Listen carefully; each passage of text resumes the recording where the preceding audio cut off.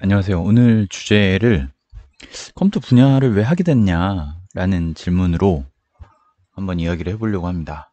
여러분들은 꿈이 있으셨나요? 제가 아이들이라든가 우리 청소년들 앞에 얘기할 경우들이 가끔 있었어요. 대학생 분들 앞에도 써본 적이 있었는데 꿈에 대한 얘기를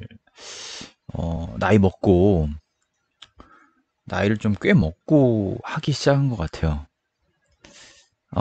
정말 훌륭하신 분들은 어렸을 때부터 꿈이 있으셨겠지만 저는 딱히 그런 게 없었던 것 같아요. 좋은 말인 거는 확실히 맞아요. 동기부여가 될 수도 있고 많은 사람들은 또 꿈을 가지고 자신의 길을 열심히 가고 있는 분들도 많을 것이고요. 어, 제가 꿈 얘기를 한참 하다가 지금은 좀 많이 안 하는데 어린 시절은 과연 꿈이 있었는가라고 되짚어보면 잘 모르겠다라는 거예요. 제가 제일 재밌었던 거는 사실 게임이었어요. 막 아이들하고 뛰놀고 막 몸싸움하고 이런 거보다는 그때 당시는 동네에 오락실이 많이 있었어요. 지금은 뭐 오락실이 없잖아요. 거의 어디 저기 코엑스라든가 큰 행사장 옆에 아주 기계들 많이 대형 오락실 몇 개 있고 그때는 지금 편의점 수준으로 비율이 적절할지 모르겠지만 정말 어떤 그 동네마다 요지를 차지하고 있었어요. 그래서 동네 애들이 모여서 했던 기억이 나고 또 하나의 분위기는 저 때는 되게 금기시 됐었어요. 가면 안 되는 굉장히 많이 혼나고 저도 국민학교 그때 당시 국민학교 2학년 때 처음 가보게 됐는데 되게 많이 혼났던 기억이 있어요.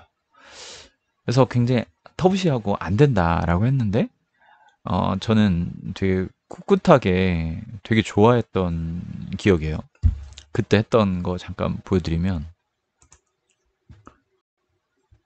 제가 검색을 미리 좀 했는데 요런 갤러그 되게 심플하죠. 그 날아다니는 애 총알을 쏴가지고 잡는 건데 이게 뭐라고 그 어린 나이에 그때 분위기로 너무너무 신기했던 거예요. 특히 이 비행기가 내 맘대로 움직이는 거야. 내가 오른쪽으로 하면은 오른쪽으로 하고 왼쪽으로 하면 왼쪽으로 하고 그냥 이거 자체가 너무 신기했던 것 같아요. 그때 한 50원 정도 했던 것 같은데 그리고 이제 가끔 이게 이렇게 막 나오면서 이렇게 뿅뿅뿅뿅뿅 올라가요. 이렇게 그럼 걔를 맞추는 걔네들 맞춰가지고 한 방에 죽이는 것도 재미요소고 또 하나는 이렇게 좀 특별하게 생긴 놈이 하나 나와가지고 어 레이저인가요? 이렇게 왜 그 외계인 그 끄집 올릴 때 그 나오잖아요. 뿅뿅뿅뿅뿅. 그럼 얘가 이렇게 비행기가 막 돌아가면서 이렇게 잡혀가요. 그러면 이 남은 이 비행기로 그 나를 죽이면 안 되고 내 편을 죽이면 안 되고 그 잡아간 애를 딱 맞추면은 두 대가 이렇게 더킹 두 대로 이제 쏘는 거죠. 그러면 두 발이 나가는 거예요. 그 굉장히 신기한 경험을 이게 움직인다라는 것 자체가 너무 신기했던 것 같아요. 저는 어쩌면 좀 억지스러울 수도 있지만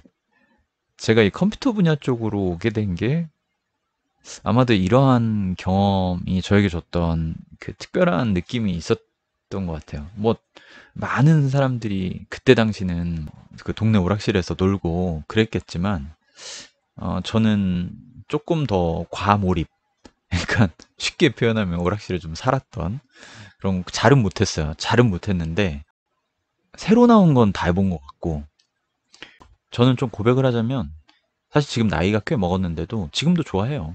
네. 게임 커밍 아웃. 모바일 게임도 종종 하고 자주 거의 매일 하죠. 네.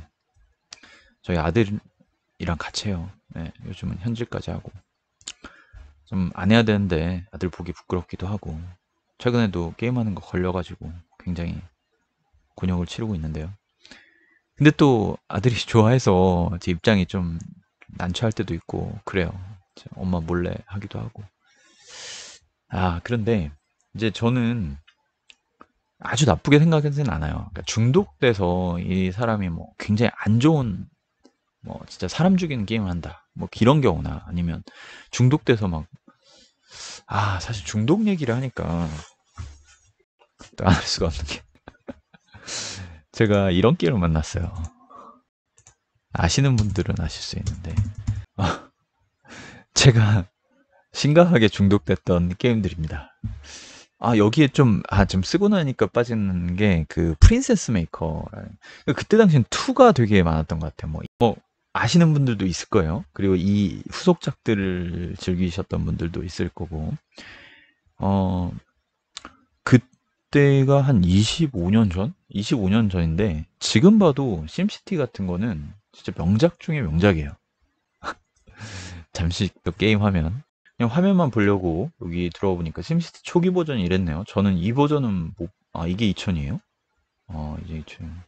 이렇게 2000이 있네요. 심엔트도 저 잠깐 봤던 것 같아요. 심엔트. 그리고 그 심팜이라고 정말 제가 미쳐서 했던 심시티. 지금 봐도 뭐 아주 나쁘진 않은데 지금은 좀 단조롭긴 해도 이게 왜 미쳤냐면 아시는 분들은 뭐 잘 아시겠지만 길을 놔주고 수로 물을 공급해주고 전기를 공급해주면 마을이 생겨요. 그러니까 이미지가 고정된 게 아니라 그게 점점 발전하는 게 보여요. 조금씩 조금씩 높아져 건물이. 이거가 시뮬레이션의 그 어떤 매력인데 그걸 극대화한 게 이 도시건축 심시티. 아마 시뮬레이션 좋아하시는 분들은 심시티를 다 거쳐가지 않으셨을까 하는 그리고 예전 과거에 하셨던 분들 지금은 뭐 그래픽도 거의 실사인 것 같아요. 완전 그냥 도시를 그대로 그려볼 수 있는 정도 수준. 그렇게 제가 뭐 어떻게 좋다 나쁘다라고 할 수는 없지만 실사 수준의 게임들도 있지만 저는 약간 캐드 느낌이 나더라고요. 제가 뭐 지금 오늘 장하게 게임 얘기를 하는 것보다 진짜 게임 얘기를 할래도 반평생 이상을 했기 때문에 아마 날을 새고도 할 수 있는데 뭐 좀 절제하고 굉장히 컴퓨터에 친숙했고 게임을 좋아하다 보니까 컴퓨터 앞에 많이 앉아 있었고 그 예전에 아시나요? 그 예전에 운영체제가 그 디스크 오퍼레이션 시스템이잖아요. 도스였어요. 도스 윈도우즈 전에. 근데 이때 게임의 특성이 뭐냐면 실행이 한 번에 안 돼요. 잘 도스 상황에서 게임을 실행하려면 뭐 메모리도 좀 알아야 되고 이 카피 명령 같은 것도 좀 알아야 되고 디스크도 좀 지워야 되고 모질라니까 지워야 되고 뭐 이것저것 할 게 되게 많아요. 그리고 뭐 한글 패치를 하려면 파일을 뭐 어디서 구해서 어디에 카피를 또 해줘야 되고 관리할 게 상당히 많습니다. 그러다 보면 아무래도 키보드 한 번이라도 더 치게 되고 그때 당시는 이 게임 하나 설치해서 한다는 게 보통 하루를 잡아야 됐어요. 그날 밤은 요거 설치한다. 플로피 디스크라고 너무 너무 라떼 얘기만 해서 좀 그러네요. 플로피 디스크라는 게 있었어요. CD 나오기 전에. 플로피 디스크가 용량이 1.3메가. 1.3메가예요. 자, 이거 30장 모아야 한 50메가 되잖아요. 그때 제가 게임을 하나 심시티 같은 걸 이제 4장 정도? 4장 정도면 그나마 좀 나아요. 나중에 조금씩 용량이 커져요. 게임이 한 10장 정도, 12장 정도. 그렇게 되면 어떤 상황이 생기냐면 2메가짜리 디스크가 있다고 치면 10장 24메가를 카피 오는 거예요. 24메가를. 24메가를 가져오기 위해서 우리는 플로피에 분할 압축을 해요. 컴퓨터 명령 하나 또 알아야죠. 압축에 대한 압축과 실행과 압축을 해야 되고 풀어야 되고 기본적으로 그때 윈집이 있진 않았고 하여튼 집 명령이 있었어요. 그때도. 근데 이게 재밌는 게 분할 압축을 해서 열 몇 장을 들고 왔는데 중간에 디스크 하나가 깨지는 경우가 있어요. 그러면 어떻게 해야 되냐면 그 분할 압축했던 거를 보관을 해뒀으면 괜찮은데 보통 하드디스크가 남는 상황이 아니기 때문에 또 지워요. 그러면 다시 압축을 해야 돼요. 분할을. 그 분할 압축하는 시간도 꽤 걸리고 분할 압축 명령어 치고 카피 이렇게 한 장 한 장 할 때는 사람이 있어야 되고 분할 압축 명령어 치고 밥 먹으러 가야 돼요. 약간 오버하자면 한두 번 하다 보면 익숙해져요.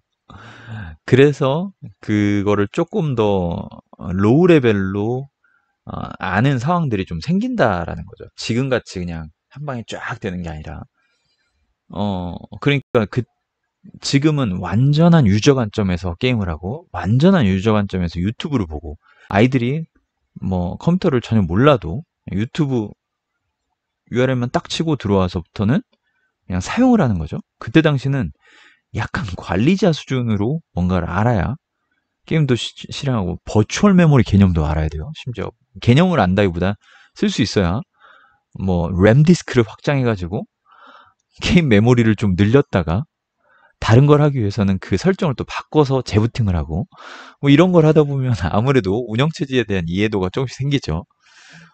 부인할 수 없는 그런 과정들을 거쳐서 게임을 좋아하다 보니 컴퓨터를 조금 더 익숙하게 되고 익숙하다 보니 좋아하게 되는 그런 약간 상호 과정이 생겨요. 저는 그랬어요. 그러다 보니까 자연스럽게 저는 컴퓨터 공학과에 가고 싶었고 프로그램 만드는 일을 하고 싶다. 조금 재밌다. 라는 상황으로 된 것 같아요.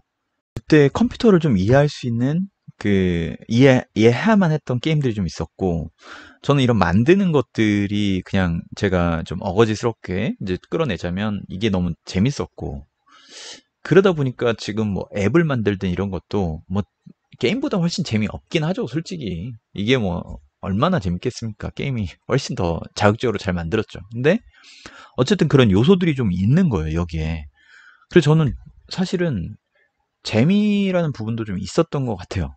그래서 저는 아이들이 또는 자기 자신이 어떤 거를 행위를 하면서 좀 재밌게 느낀다라는 것들을 그냥 지금 그것이 당장에 도움이 된다 안 된다로 너무 자르지 않아도 될 것 같아요. 오늘 그래서 제가 컴퓨터 분야로 오게 된 아주 옛날 얘기를 좀 편하게 해봤습니다. 들어주셔서 감사합니다.